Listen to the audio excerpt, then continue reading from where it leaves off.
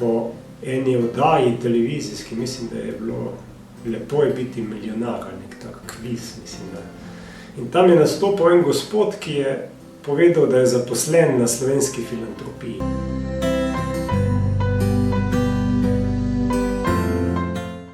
Pravzaprav sem iskal službo po nekih bazah organizacij, ki delujejo na socialno-varstvenem programu, ki so takrat pač omogočale pripravništvo.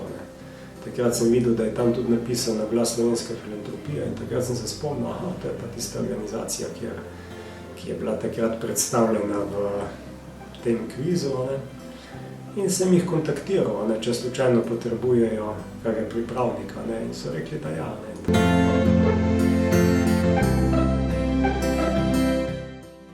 Praktično smo takrat peljali nek program, ki je dosti podoben temu, kot je tudi sedaj, se pravi neka pomoč pri integraciji, zelo veliko prostovoljcev smo vključevali, zelo veliko nekih učnih pomoči, učenj slovenščine in takih stvari smo izvajali.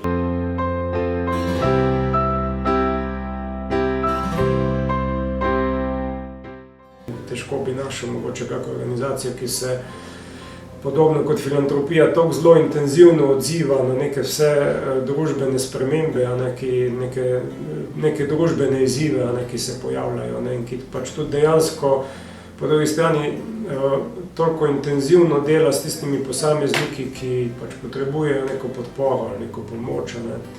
In hkrati na nek način tudi spreminja družbeni sistem, skozi vse te akcije, tako, skozi osveščanje, skozi zagovorniške akcije in podobno.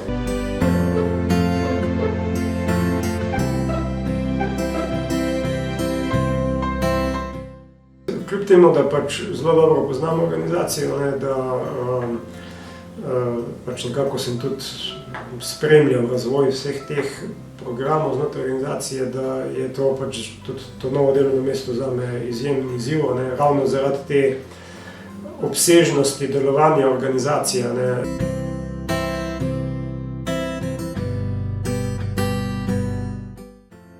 To bi mogoče bilo v mojem idealnem svetu, se pravi, da bi nekako dosegli, da se vsem zagotovi neki dober nivo življenja, in da potem se dodatno mogoče še iščejo neke rešitve za neke izboljšave, mogoče za kakšne družbene skupine, ki so, posebne družbene skupine, ki pač potrebujejo neke prilagoditve in podobno, mogoče na ta način.